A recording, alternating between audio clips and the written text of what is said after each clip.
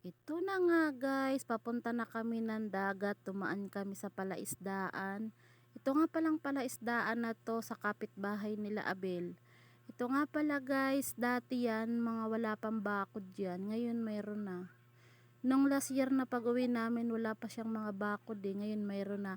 Kasi yung mga nangingilaw sa gabi, nangunguha sila ng mga isda dyan. Kasama nga pala namin dyan yung pamangkin niyang dalawa, maliligo rin sa dagat. Bago nga pala kami magligo, kukuha muna pala kami ng suso para may maiuwi kami dito sa Antipolo. Masarap nga pala ang suso, ilagay sa gulay na langka, pako at saka sa tawagin nga pala sa Tagalog ay gabi, sa Bicol nga ni ay gaway. Yun, masarap yun ilagay ang suso. Dumaan nga pala kami dito sa may tulay na kahoy. Ayan na nga guys, naalala ko dati yung asawa ko pag dati noon pa yon, pag nangingilaw siya ng gabi, pag uwi niya marami siyang huling dala, mga isda or mga katang, mga kabibi. Tapos pagdating nila ginigising na ako at nag-iihaw na sila. Pagdating nga pala nila nag-iihaw sila at sa marami naman silang huli, sila, pinapapak lang nila ang nahuli nila, pero marami marami naman yan pang ulam pa kinabukasan. Ito na nga guys, palinawan lang ng mata dahil ang suso ay maliliit. May malaki din naman. Maganda manguha sa kanila guys kasi marami. Uupo ka lang diyan, minsan tumpok-tumpok ka nang makakuha ka talaga ng mga suso. Ayan no. May malaki naman yan, medyo malaki naman yan. Kailangan lang piliin mo lang talaga. Ayan na nga, napasabak na nga sila manguha ng suso. Reklamo na nga yung isa at masakit na yung likod. Sabi ko nga kay Ate Angie, maglagay siya ng magpajama siya dahil yung daluro na yan, ang sakit niyan makapiltik sa paa. Sabi nga ni Kuya Junel, dumaan nga kami sa pinakamataas na daanan dun sa, bago kasi pumunta kami ng Quezon, dun sa mapa nila, doon nagturo yung Google. Diyos ko, dumaan kami sa napakataas.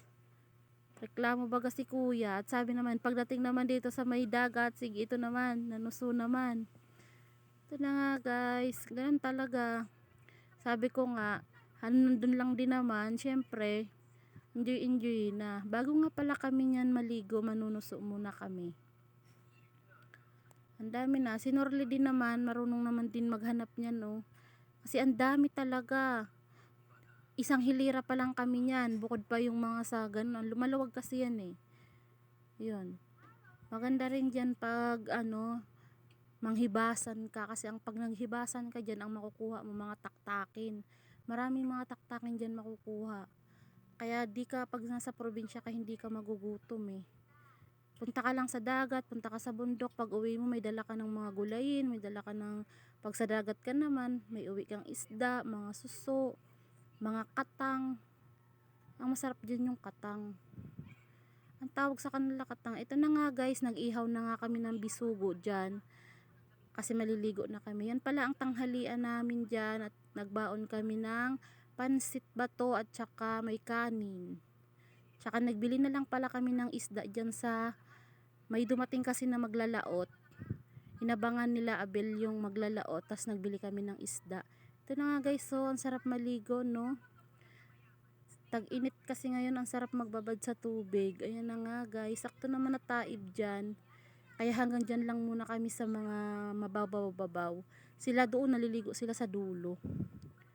Ayan na guys, ang sarap ng ulam dyan ihaw lang, sulit na. Sawa ka, ang dami. Alam mo ba yung kalahati ay 1 kilo dyan, ang dami. Mura lang pati pag inabangan mo yung maglalaot. Ayun na nga si Atan G nagtatakip. Ito na nga guys, nagbalik na nga uli kami sa dagat niyan at maliligo na. Ayan na nga pala yung mga bangka. Maya maya rin pala niyan, uuwi na kami. Kasi balikan lang naman kami. Dumaan lang naman kami sa kanila. Thanks for watching. Love you.